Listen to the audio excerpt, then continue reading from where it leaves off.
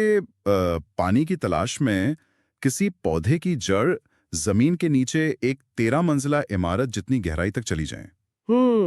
बिल्कुल। और ये कोई विज्ञान कथा नहीं है, बल्कि हमारी पृथ्वी पर मौजूद पौधों की एक वास्तविक सर्वाइवल रणनीति है। अरे वाह! तो आज हम इसी विषय पर अपनी विशेष गहन चर्चा शुरू कर रहे हैं। हमारा आज का स्रोत दस्तावेज है पारिस्थितिकी और अनुकूलन। सही कहा। और देखो, हमारा उद्देश्य है सीखने वालों को बिना बोझिल महसूस कराएं इस दस्तावेज की हर एक अवधारणा को डिकोड करना। बिल्कुल।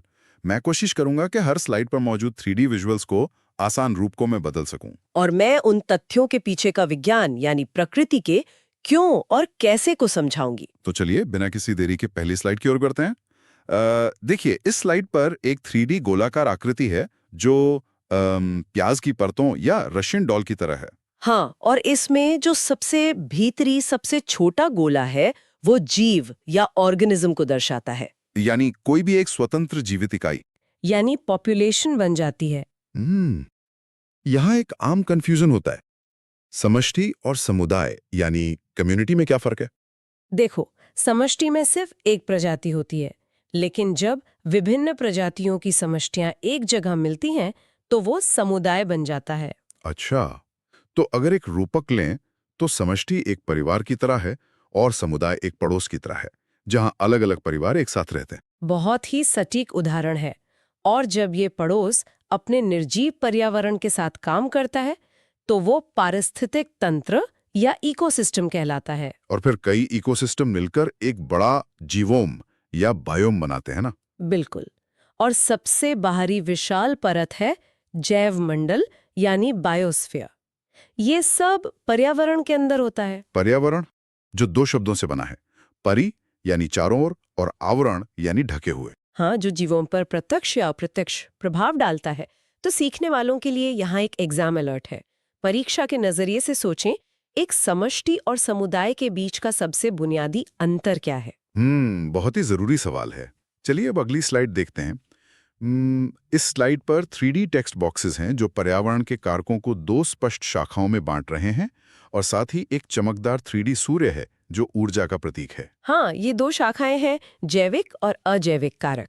जैविक यानी बायोटेक, जिसमें सूक्ष्म जीव, जंतु और पादप आते हैं। और अजैविक यानी एबायोटिक कारक। इसमें भूमि, जल, ताप और प्रकाश जैसी निर्जीव चीजें आती हैं।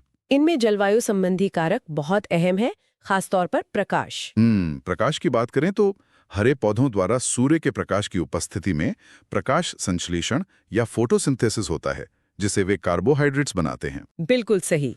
प्रकाश ही जीवन की प्राथमिक जैविक क्रियाओं को चलाता है। तो इस स्लाइड का एग्जाम अलर्ट यही है, अजैविक कारकों में प्रकाश पौधों की किन प्राथमिक जैविक क्रियाओं के लिए सबसे ज्यादा जिम्मेदार है? इसका जवाब तो काफी स्पष्ट हो गया है। चलिए अगली स्लाइड पर चलते हैं। अरे, यहाँ एक बहुत ही सुंदर 3D सूरजमुखी है जो सीधे प्रकाश की ओर मुड़ा हुआ है, और उसके ठीक बगल में छाया में पनपने वाला एक 3D फर्न का पौधा है।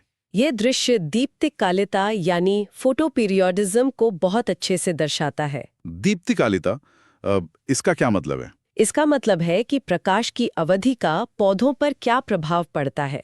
ये रंध्रों के खुलने, बंद होने, वाष्पोत्सर्जन और ऊतक विभेदन को नियंत्रित करता है। अच्छा, और क्या प्रकाशानुवर्तन यानी पौधों का प्रकाश की दिशा में मुड़ना भी इसी का हिस्सा है? बिल्कुल।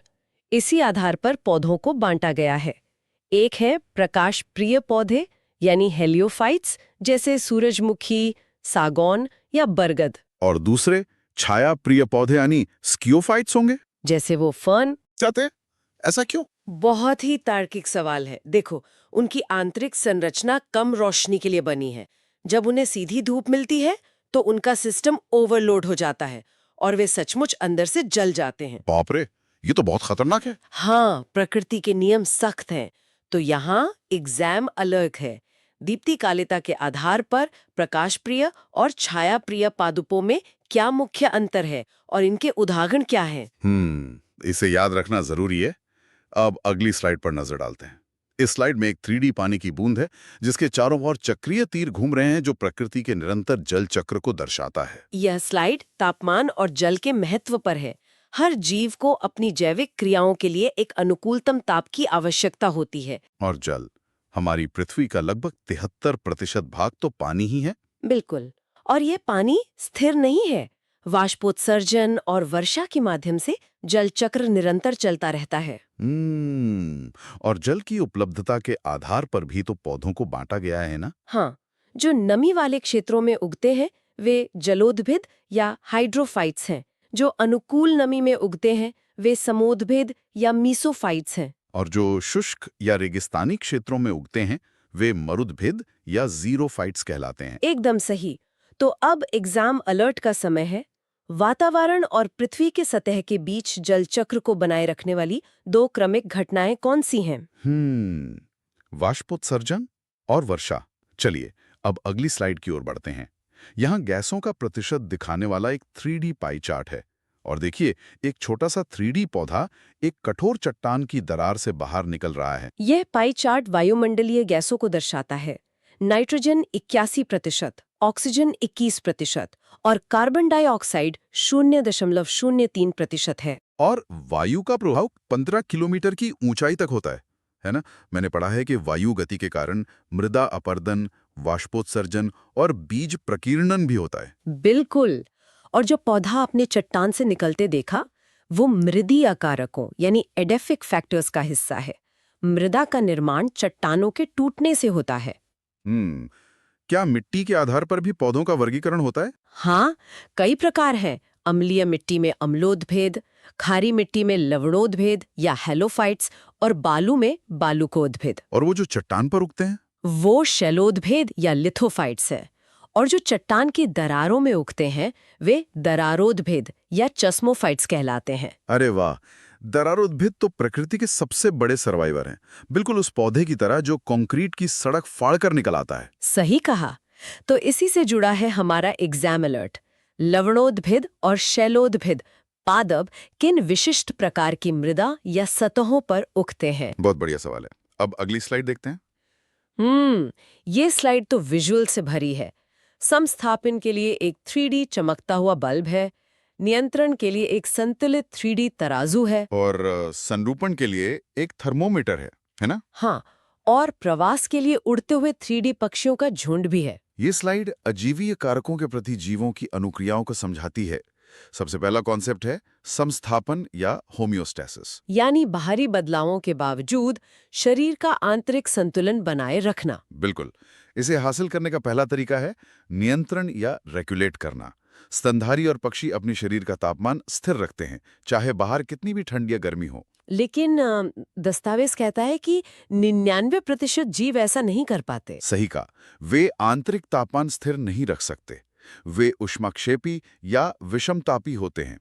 इसे संरूपण या कन्फॉर्म करना कहते हैं। और जो जीव न नियंत्रण कर सकते हैं न संरूपण, वे क्या करते हैं? वे तीसरा तरीका अपनाते हैं, प्रवास या माइग्रेट करना। भोजन या मौसम के अनुसार वो एक स्थान से दूसरे स्थान चले जाते हैं। जैसे सर्दियां आने पर साइबेरियन पक्षी भारत आ जाते हैं। एकदम सही।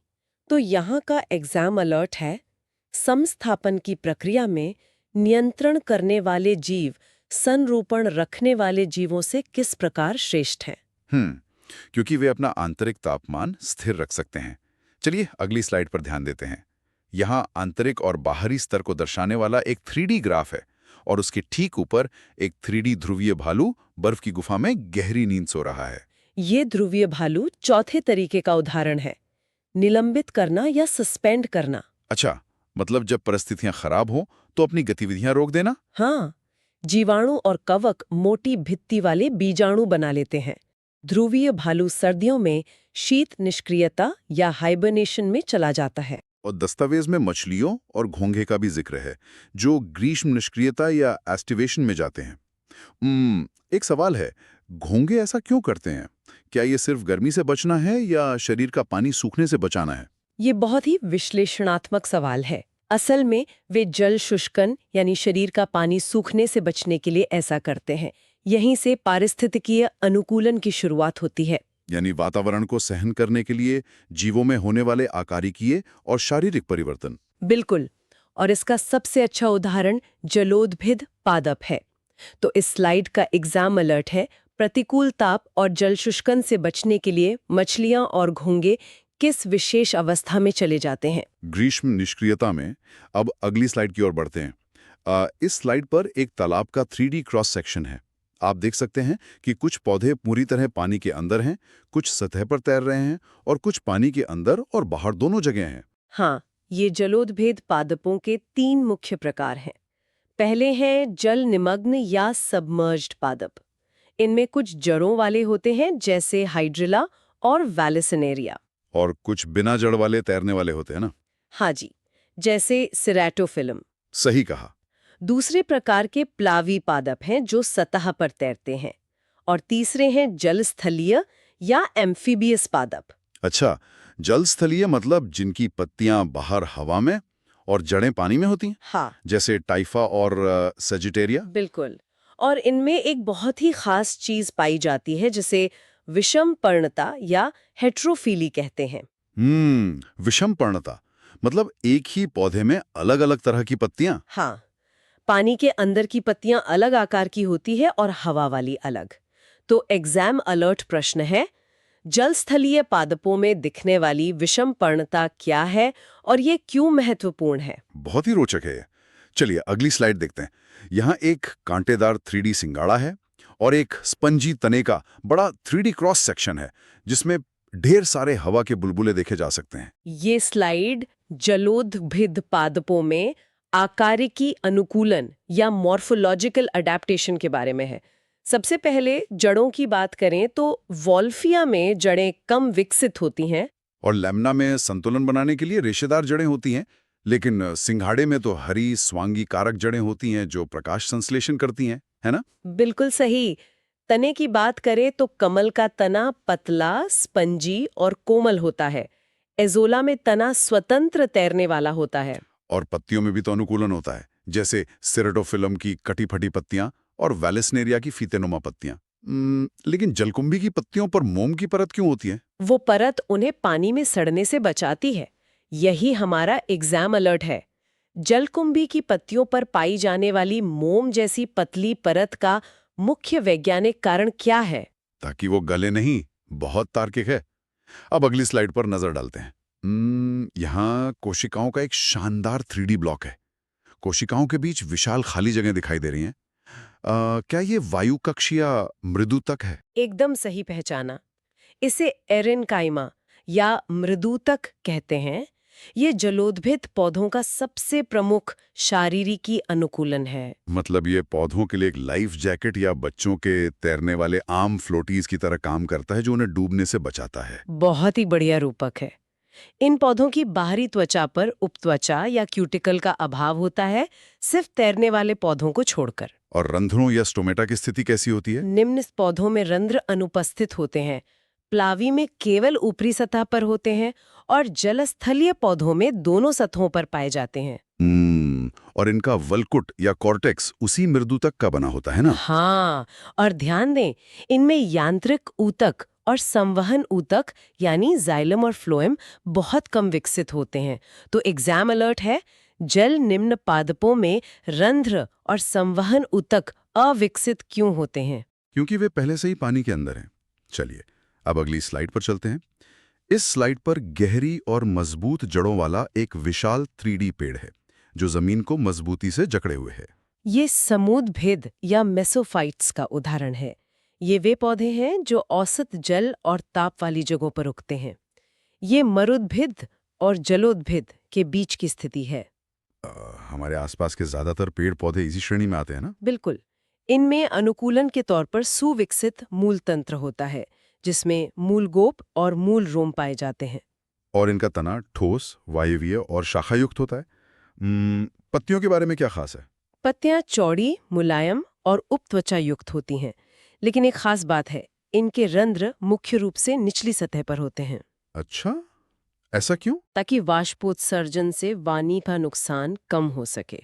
इसी स्लाइड में शुष्कोद्भिद यानी ज़ेरोफाइट्स का भी संक्षिप्त परिचय है, जो पानी की कमी और अत्यधिक ताप में उगते हैं। तो एग्जाम अलर्ट है, समोद्भिद पादपों की पत्तियों के केवल निचले हिस्से पर अधिक रंध्र पाए जाने का क्या कारण है? सूरज की सीधी गर्मी से बचने के लिए। अब हम इस दस्तावेज की अंतिम स्लाइड पर आ गए हैं। देखिए, यहाँ एक शानदार 3D कैक्टस यानी नागफनी है।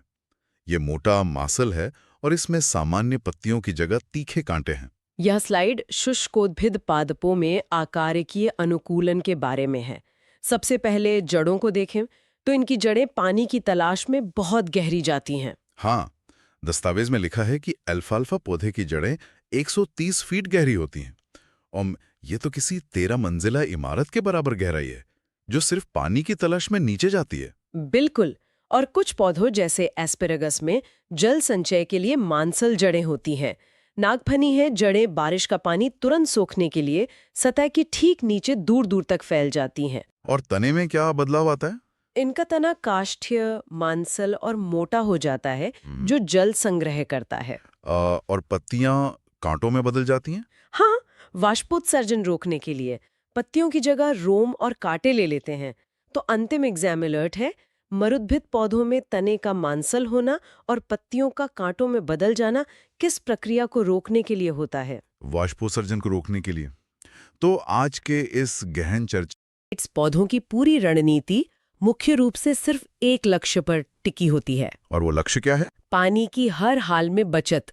अगर वातावरण में पानी नहीं है तो जो पानी पौधे के भीतर मौजूद है उसे किसी भी कीमत पर वाष्प बनकर उड़ने से रोकना होगा। अच्छा, तो इसके लिए वो करते क्या हैं? इसके लिए ये पौधे अपने शरीर के मूल डिजाइन को ही बदल देते हैं। मतलब सामान्य पौधों में पत्तियां प्रकाश संश्लेषण करती हैं। हाँ, फोटोसिंथेसिस। बिल्कुल। लेकिन रेगिस्तान में चौड़ी पत्तियां होने का मतलब है वाष्पोत्सर्जन के जरिए बहुत सारा पानी खो देना। ओहो, तो फिर वो बिना पत्तियों के खाना कैसे बनाते हैं? यही तो चमत्कार है। रस्कस और नागफनी जैसे पौधों में तना ही रूपांतरित होकर मांसल, चपटा और हरा हो जाता है। क्या बात है! हाँ, और ये तना ही पत्ती का सारा काम संभाल लेता है।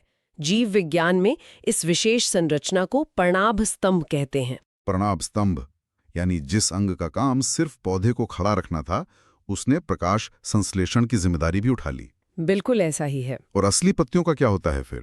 पानी बचाने के लिए पत्तियां या तो बहुत मोटी और गूदेदार हो जाती हैं, जैसे यक्का और घीकवार में हम देखते हैं, ताकि वो पानी को स्पंज की तरह सोख कर रख सकें। एकदम सही। या फिर जैसा कि हम नागफनी में देखते हैं, वे पूरी तरह से कांटों में बदल जाती हैं। अरे वाह, ये तो बहुत ही कमाल का अनुकूलन है। और बबूल जैसे पौधों ने अलग ही तरीका निकाला है। उनकी पत्तियां बहुत छोटी छोटी और विखंडित हो जाती हैं। अच्छा, ताकि पत्ती जितनी छोटी होगी पानी उड़ने की सतह उतनी ही कम होगी। जी बिल्कुल। और इस बाहरी बनावट के अलावा अगर हम इन पौधों के शारीरिकी को करीब से देखें तो असली चमत्कार वहां दिखता है। अंदरूनी बनावट में? हाँ, पानी के नुकसान को रोकने के लिए इनकी बाहरी त्वचा पर उपचर्म यानी क्यूटिकल की एक बहुत मोटी और मोम जैसी परत होती है। जैसे अगेव में होता है। ये परत एक तरह से पौधे को वाटरप्रूफ बना देती है। और इससे भी ज्यादा दिलचस्प है इनके रंध्र का डिजाइन। रंध्र मतलब स्टोमेटा ना, वो छोटे छेद जिनसे पौधे सांस लेते हैं। बिल्कुल वही। लेकिन समस्या ये है कि जब रंध्र खुलते हैं तो कार्बन डाइऑक्साइड अंदर आती है, लेकिन साथ ही पानी की भाप बाहर निकल जाती है। तो मरुद्भिद पौधों ने इसका क्या उपाय निकाला? पहली बात, इनके रंध्र पत्ती की निचली सतह पर होते हैं, जहां सूरज की सीधी रोशनी नहीं पड़ती। अच्छा, स्मार्ट। और अगेव या पाइनस जैसे पौधों में तो ये रंध्र बाह्य त्वचा में गहराई तक धंसे हुए होते हैं। धंसे हुए मतलब जैसे तेज गर्म हवाओं से बचने के लिए कोई गहरी गुफा में छिप जाए? एकदम सटीक उदाहरण है। और सिर्फ इतना ही नहीं, ये धंसे हुए रंध्र छोटे छोटे रोमों से घिरे होते हैं। रोम मतलब बालों जैसी संरचना? हाँ, ये रोम रंध्र के आसपास की नमी को वहीं फंसा कर रखते हैं ताकि सीधी सूखी हवा उस नमी को उड़ा न ले जाए। क्या कमाल का मैकेनिज्म है! इसके साथ ही इन पौधों में दृढ़ोत्तक कोशिकाओं का जाल बहुत विकसित होता है। दृढ़ोत्तक कोशिकाएं? हाँ, ये एक तरह का कंकाल है जो पौधे को इतनी भयंकर सूखी स्थिति में भी मुरझाने नहीं देता और सीधा खड़ा रखता है। पौधों की इंजीनियरिंग वाकई लाजवाब है। लेकिन अब जरा सूखे रेगिस्तान से निकलकर एक बिल्कुल विपरीत चरम वातावरण की कल्पना करते हैं। आप दलदल की बात कर रहे हैं? हाँ, एक ऐसी जगह जहां पानी ही पानी है, खारे पानी के दलदल। सुनने वालों के लिए बता दूं कि यहाँ पाए जाने वाले पौधों को लवणोद्भिद कहा जाता है। जी, ये ऐसे स्थानों पर उगते हैं जहाँ की मिट्टी में मैग्नीशियम क्लोराइड, सोडियम क्लोराइड और मैग्नीशियम सल्फेट जैसे लवणों की मात्रा अत्यधिक होती है। पानी ही पानी लेकिन खारा। ये स्थिति तो मुझे बिल्कुल वैसी ही लगती है जैसे समुद्र के बीचों बीच फंसे होना और प्यास से तड़पना। बहुत ही बढ़िया तुलना है। मतलब पानी हर तरफ मौजूद है, मिट्टी पूरी तरह दलदली है, लेकिन पौधा उस पानी की एक बूंद भी पी नहीं सकता। विज्ञान में इस अजीबोगरीब धोखे को कार्यकीय रूप से शुष्क अवस्था कहा जाता है। कार्यकीय रूप से शुष्क? ऐसा क्यों होता है? ऐसा इसलिए होता है क्योंकि मिट्टी में मौजूद अत्यधिक नमक के कारण वहां का परासरण दाब बहुत उच्च हो जाता है। परासरण दाब? इसको थोड़ा आसान भाषा में समझाए तो ऐसे समझिए कि नमक में पानी को अपनी ओर खींच कर रखने की बहुत ताकत होती है। अच्छा। मिट्टी का नमक पानी को इतनी मजबूती से पकड़ लेता है कि पौधे की जड़ें कितनी भी कोशिश कर लें, वे उस पानी को अपने अंदर नहीं सोख पाती। तो एक तरफ पानी पी नहीं सकते और दूसरी तरफ दलदली मिट्टी में हवा भी नहीं होती? बिल्कुल। सामान्य जड़ें तो मिट्टी के अंदर से ही ऑक्सीजन लेती है ना, तो फिर राइजोफोरा जैसे लवणोद्भिद पौधे सांस कैसे लेते हैं? यहीं पर इनका सबसे प्रमुख अनुकूलन सामने आता है। जब जमीन के अंदर सांस लेने के लिए हवा नहीं मिलती, तो इनकी जड़ें जमीन से बाहर ऊपर की ओर निकल आती हैं। जमीन से बाहर? गुरुत्वाकर्षण के विपरीत? हाँ, जिसे ऋणात्मक गुरुत्वानुवर्ती कहते हैं। ये खूंटी के समान बाहर आ जाती हैं। इन विशेष जड़ों को श्वसन मूल कहा जाता है। श्वसन मूल? जी। इन जड़ों की सतह पर बेहद सूक्ष्म वातरंध्र होते हैं जो सीधे वायुमंडल से ऑक्सीजन खींच लेते हैं। जड़ों का हवा में आना अपने आप में एक अजूबा है, लेकिन लवणोद्भिद पौधों में एक और चीज है जो मुझे व्यक्तिगत रूप से विकास का सबसे शानदार सो वॉट मोमेंट लगती है। आप जरायुजता की बात कर रहे हैं ना? जी हाँ, मैंग्रोव पौधों में पाई जाने वाली जरायुजता। इस प्रक्रिया के पीछे का विज्ञान समझना बहुत जरूरी है। जरायुजता का अर्थ है कि बीज फल के अंदर ही अंकुरित हो जाता है। वो भी तब जब फल पेड़ की डाली पर ही लगा हो। बिल्कुल। लेकिन ऐसा करने की क्या जरूरत है? मतलब बीज तो जमीन पर गिरकर ही उगते ना? सामान्य हालात में हाँ, लेकिन जरा सोचिए, अगर मैंग्रोव का बीज सीधे उस खारे पानी और दलदली कीचड़ में गिर जाए तो क्या होगा? वो शायद गल जाएगा। आस ही सुरक्षित रखता है। बीज फल के अंदर ही अंकुरित होता है और उसकी एक छोटी सी जड़ बाहर निकल आती है। क्या बात है! और जब वो नन्हा पौधा इतना बड़ा और भारी हो जाता है कि वो दलदल की कठोरता को सह सके, तब वो पेड़ से एक तीर की तरह सीधा नीचे कीचड़ में गिरता है और तुरंत अपनी जड़ें जमा लेता है। बिल्कुल। ये सुनिश्चित करता है कि अगली पीढ़ी उस खारे कीचड़ में डूबकर न मर जाए। पौधों का ये रक्षा तंत्र अद्भुत है क्योंकि उन्हें एक ही जगह खड़े रहना है। लेकिन जानवरों का क्या? जानवरों के पास तो भागने की आजादी है। हाँ, फिर भी उन्हें ऊर्जा बचाने और शिकार करने के लिए अपने शरीर को किसी एडवांस्ड मशीन की तरह ढालना पड़ा है। सही कहा। चलिए, इस चर्चा के दूसरे पड़ाव की ओर बढ़ते हैं और जानवरों की इस इंजीनियरिंग को समझते हैं, समुद्र की गहराइयों से लेकर रेगिस्तान की रेत तक। तो जलीय वातावरण से ही शुरू करते हैं। जलीय प्राणियों, विशेषकर मछलियों का शरीर नौकाकार होता है ताकि वो पानी चीरकर आसानी से तैर सकें। हाँ, लेकिन उनके शरीर के अंदर एक बहुत ही खास अंग होता है जिसे वायु थैली कहते हैं। वायु थैली? जी। ये तैरने में मदद करती है? ये सिर्फ उन्हें पानी में हल्का रखने के लिए नहीं है, बल्कि जल के भारी दबाव को नियंत्रित करने के लिए है।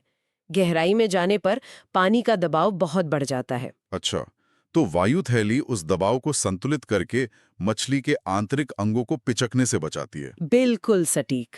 और जलीय जीवों के हृदय की संरचना भी बहुत दिलचस्प होती है ना? जी, इनका हृदय द्विवैष्मी होता है। मतलब सिर्फ दो हिस्से, हाँ। एक अलिंद और एक निलय। हाँ। हमारे शरीर की तरह 4 हिस्से नहीं होते। हाँ, सिर्फ 2 हिस्से। और इस हृदय में हमेशा अनॉक्सीकृत रुधिर ही बहता है जो सीधे गिल्स में जाकर ऑक्सीजन लेता है। समझ गया। इसके साथ ही ये जीव अनियत तापी होते हैं। अनियत तापी मतलब कोल्ड ब्लडेड? हाँ, और ये अनियत तापी होना कोई कमजोरी नहीं, बल्कि पानी में जीवित रहने की एक बहुत बड़ी चालाकी है। वो कैसे?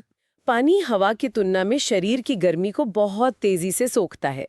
अगर मछलियां इंसानों की तरह गर्म खून वाली होती तो उन्हें अपने शरीर को गर्म रखने के लिए लगातार इतनी ऊर्जा खर्च करनी पड़ती कि उन्हें दिन भर सिर्फ खाना ही पड़ता। बाप रे। अनियत तापी होने के कारण उनके शरीर का तापमान आसपास के पानी के हिसाब से बदल जाता है, जिससे उनकी बेशुमार ऊर्जा बच जाती है। अब जरा ठंडे वातावरण की ओर चलें। बिल्कुल। कड़ाके की ठंड में जीव कैसे ऊर्जा और गर्मी बचाते हैं, यहाँ मुझे लगता है जीव विज्ञान का एक बहुत ही प्रसिद्ध नियम काम आता है। हाँ, आप एलन के नियम की बात कर रहे हैं? जी, एलन का नियम। ये नियम कहता है कि ठंडी जलवायु में रहने वाले स्तनधारियों के कान और पाद मतलब पैर अधिकतर छोटे होते हैं। इसके पीछे सीधा सा भौतिक विज्ञान काम कर रहा है। शरीर के जो हिस्से बाहर की ओर निकले होते हैं, जैसे कान, नाक या पैर, वहां से शरीर की गर्मी सबसे तेजी से बाहर निकलती है। अच्छा, तो कान और पैर छोटे होने से शरीर की सतह का कुल क्षेत्रफल कम हो जाता है। बिल्कुल। क्षेत्रफल जितना कम होगा, ऊष्मा का नुकसान उतना ही कम होगा। इसके अलावा अत्यधिक ठंड से बचने के लिए कई जीव शीत निष्क्रियता का सहारा लेते हैं। Winter sleep. हाँ, वे महीनों तक गहरी नींद में चले जाते हैं ताकि ऊर्जा की खपत ना के बराबर हो जाए। ठंड से बचने के तरीके तो समझ आ गए, लेकिन अब आते हैं एक ऐसे जीव पर जो मरुस्थलीय अनुकूलनता असली मास्टर है। कंगारू चूहा। हाँ, कंगारू चूहा। उत्तरी अमेरिका के रेगिस्तानों में पाया जाने वाला यह छोटा सा जीव मेरी नजर में एक सुपर हीरो है। वो क्यों? वे कभी भी एक बूंद पानी नहीं पीता। ये चयापचय का एक जादुई स्तर है। जब ये जीव अपने शरीर में जमा वसा को ऊर्जा के लिए तोड़ता है, तो उस रासायनिक प्रक्रिया में उप उत्पाद के रूप में पानी का निर्माण होता है। और वो पानी उसके लिए काफी होता है। हाँ, ये पानी इतनी मात्रा में होता है कि उस जीव की शरीर की सारी जरूरतें पूरी हो जाती हैं। उसे बाहर से पानी पीने की आवश्यकता ही नहीं होती। इस बात पर कोई भी सोच सकता है कि अगर कंगारू चूहा अपने अंदर ही फैट बर्न करके पानी बना सकता है, तो रेगिस्तान के सारे जानवर ऐसा क्यों नहीं करते? ये सवाल बहुत लाजमी है। मतलब ये तो एक अल्टीमेट सुपर पावर है ना। ऊंट को इतना पानी स्टोर करने की क्या जरूरत है? वो भी फैट से पानी बना ले। ये विचार बहुत स्वाभाविक है, लेकिन इवोल्यूशन के सिद्धांत में कोई भी सुपर पावर मुफ्त नहीं मिलती। मतलब इसकी कोई कीमत चुकानी पड़ती है। बिल्कुल। इस तरह वसा से पानी बनाने के लिए शरीर में बेहद जटिल चयापचय प्रक्रियाओं की आवश्यकता होती है। और सबसे बड़ी चुनौती यह है कि पानी बन तो गया, लेकिन उसे शरीर से बाहर निकलने से रोकना भी उतना ही जरूरी है। तो वो पानी को कैसे रोकते हैं? कंगारू चूहा जो मूत्र त्यागता है, वो अत्यधिक सांद्रित होता है। Highly concentrated. हाँ, मूत्र को इतना सांद्रित बनाने के लिए गुर्दे की संरचना को बहुत विशेष और अत्यधिक ऊर्जा खपत वाला होना पड़ता है। अच्छा, तो हर जीव ही अफोर्ड नहीं कर सकता? बिल्कुल नहीं। कुछ जीवों ने इससे बचने के लिए ग्रीष्म निष्क्रियता का आसान रास्ता चुना है, मतलब गर्मी में सो जाओ। लेकिन कंगारू चूहे ने इवोल्यूशन की ये महंगी कीमत चुकाई है। जी हाँ। ये बहुत ही शानदार नजरिया है। अब तक हमने देखा कि एक अकेला जीव खुद को कैसे ढालता है, लेकिन कोई भी जीव निर्वात में अकेला नहीं रहता ना। नहीं, जब कई जीव एक साथ आते हैं तो एक समष्टि बनती है। तो अब हम एक जीव से हटकर पूरे समूह के गणित पर नजर डालेंगे। समष्टि का सीधा सा अर्थ है किसी एक निश्चित क्षेत्र में एक ही समय पर रहने वाले एक ही जाति के जीवों का समूह। और इस समष्टि को समझने का सबसे बुनियादी पैमाना है समष्टि घनत्व। जी, जिसे निकालने का सूत्र बहुत सीधा है, N/S। N/S। जहां N उस क्षेत्र में जीवों की कुल संख्या है और S उस क्षेत्र का आकार है। इस N/S वाले फॉर्मूले को अगर हम रोजमर्रा की जिंदगी से जोड़कर देखें तो ये बहुत आसान हो जाता है। वो कैसे? मान लीजिए एक छोटे से कमरे में 10 लोग बैठे हैं, तो वहां बहुत भीड़ लगेगी, यानी वहां का समष्टि घनत्व बहुत ज्यादा है। बिल्कुल। लेकिन अगर उन्हीं 10 लोगों को एक विशाल फुटबॉल मैदान में खड़ा कर दिया जाए तो लगेगा कि मैदान खाली है। सही कहा। लोग उतने ही हैं, यानी N, लेकिन जगह यानी S बढ़ गई, इसलिए घनत्व कम हो गया। एकदम। और ये समष्टि घनत्व कभी भी स्थिर नहीं रहता ना? नहीं, ये लगातार बदलता रहता है। किसी भी जनसंख्या को प्रभावित करने वाले मुख्य रूप से 4 कारक होते हैं। अच्छा, वो कौन से हैं? 2 कारक जनसंख्या को बढ़ाते हैं। पहला जन्म दर यानी नए जीवों का पैदा होना, और दूसरा अप्रवासन यानी कहीं और से जीवों का उस क्षेत्र में आकर बस जाना। इमिग्रेशन। हाँ, वहीं दूसरी ओर 2 कारक जनसंख्या को घटाते हैं, मृत्यु दर और उत्प्रवासन। उत्प्रवासन मतलब एमिग्रेशन, जीवों का उस जगह को छोड़कर कहीं और चले जाना। बिल्कुल सही। इस पूरी घटत बढ़त और जनसंख्या के भविष्य को समझने के लिए पारिस्थितिकी में एक बहुत ही कारगर टूल का इस्तेमाल होता है। आयु पिरामिड की बात कर रहे हैं आप? जी हाँ, आयु पिरामिड। आयु पिरामिड असल में किसी समष्टि का एक्सरे होता है। इसे बनाने के लिए पूरी जनसंख्या को 3 आयु वर्गों में बांटा जाता है। पूर्व जनन, जननक्षम और जन्मोत्तर। हाँ, पूर्व जनन मतलब बच्चे और युवा, जननक्षम मतलब वयस्क जो प्रजनन कर सकते हैं, और जन्मोत्तर मतलब वृद्ध। अच्छा, इन तीनों वर्गों के आकार के आधार पर 3 तरह के पिरामिड बनते हैं: बढ़ती हुई जनसंख्या, स्थिर और घटती हुई जनसंख्या। यानी अ, अगर हम किसी समष्टि के पिरामिड को देखें तो हम ये भविष्यवाणी कर सकते हैं कि आने वाले सालों में उस प्रजाति का क्या होने वाला है। बिल्कुल।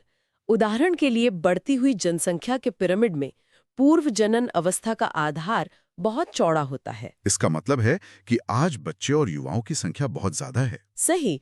और जब यही युवा कुछ समय बाद जननक्षम अवस्था में पहुंचेंगे तो जनसंख्या में एक भारी विस्फोट होना तय है।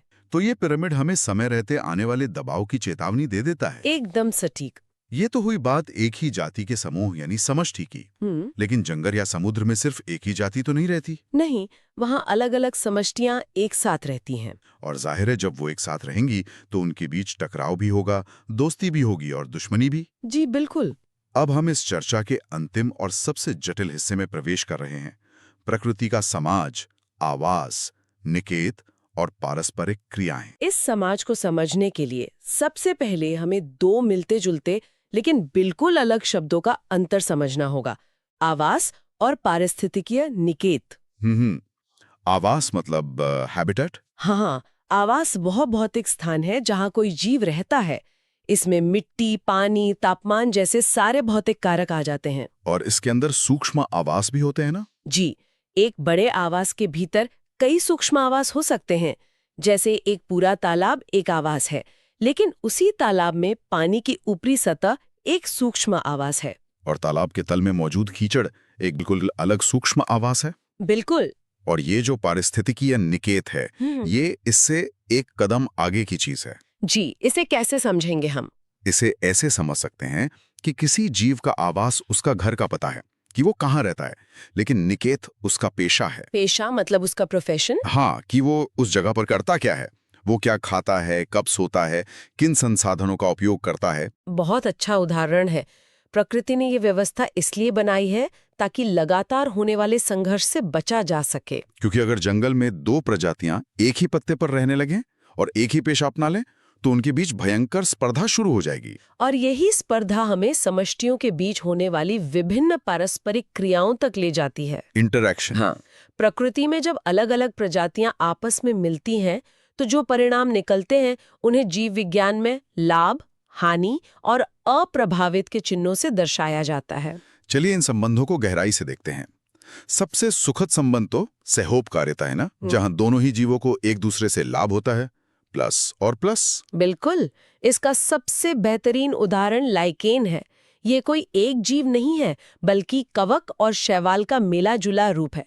शैवाल खाना बनाता है और कवक उसे रहने की जगह और नमी देता है। हाँ, दोनों मजे से साथ रहते हैं। इसके बाद क्या आता है? फिर आता है वो संबंध जिसे लेकर अक्सर गलत फहमी होती है: परभक्षण। प्रेडेशन। इसमें एक को लाभ और दूसरे को हानि होती है, मतलब प्लस और माइनस। हाँ, अक्सर हम इसे सिर्फ एक खूंखार जानवर द्वारा दूसरे कमजोर जानवर को मार कर खाने के रूप में देखते हैं। लेकिन इसका एक दूसरा पहलू भी है। जी, पारिस्थितिकी के नजरिए से देखें तो परभक्षण एक बहुत जरूरी सेवा है। ये असल में ऊर्जा को एक स्तर से दूसरे स्तर पर ले जाने का तरीका है। और इससे भी अहम बात, यह प्रकृति का अपना जैव नियंत्रण है, यानी पेस्ट कंट्रोल। ये बहुत अहम बिंदु है। अगर परभक्षी न हो तो शिकार प्रजाति की संख्या इतनी बेतहाशा बढ़ जाएगी कि वे जंगल की सारी वनस्पति खा जाएंगे। और पूरा पारिस्थितिकी तंत्र ही ढह जाएगा। बिल्कुल। और इसी परभक्षण से बचने के लिए तो जीवों ने खुद को ढाला है। पौधों ने जो कांटे विकसित किए हैं, जैसे बबूल और नागफनी के कांटे, वे इसी से बचने का ही तो नतीजा है। ताकि कोई शाकाहारी जीव उन्हें खा न सके। सही।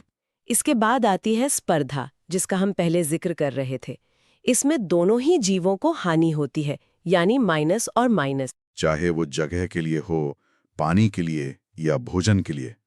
जब 2 जीव लड़ते हैं तो जीते कोई भी, ऊर्जा और समय दोनों का बर्बाद होता है। इसलिए प्रकृति हमेशा स्पर्धा को टालने की कोशिश करती है। और परजीविता भी तो है, जहां एक जीव दूसरे के शरीर पर या शरीर के अंदर रहकर अपना भोजन मुफ्त में प्राप्त करता है। हाँ, ये भी प्लस और माइनस का रिश्ता है।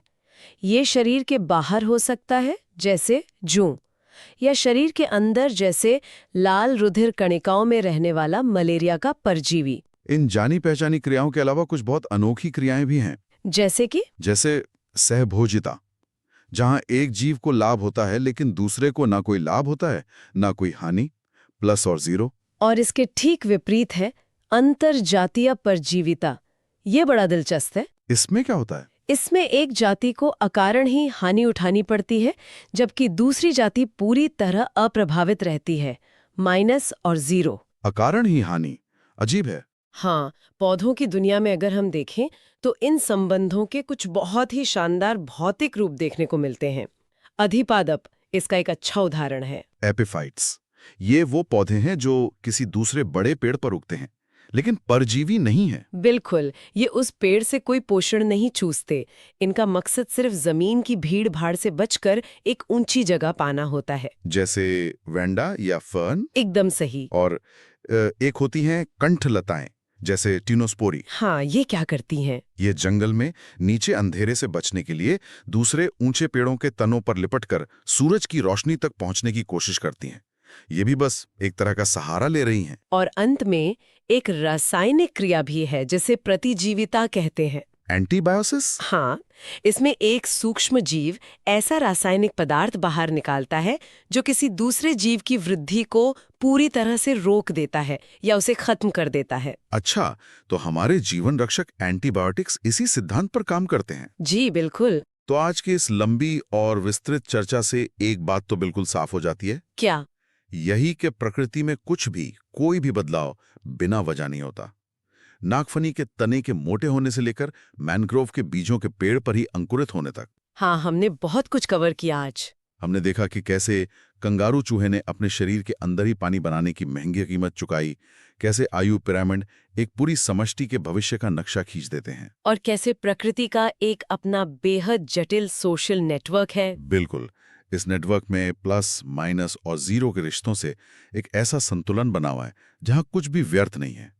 हर जीव का अपना एक विशेष प्रोफेशन, अपना एक खास निकेत है। सब कुछ एक पूर्ण संतुलन में है। लेकिन जाते जाते आज की इस पूरी चर्चा से उपजा एक बहुत गहरा विचार मैं सुनने वालों के सामने रखना चाहूंगी। जी बताइए। आज हमने जाना कि प्रकृति के लाखों सालों के विकास क्रम में हर प्रजाति ने अपना एक निश्चित पारिस्थितिकीय निकेत खोज लिया है, ताकि वो दूसरी प्रजातियों के साथ लगातार होने वाले ऊर्जा नाशक संघर्ष से बच सके। स्पर्धा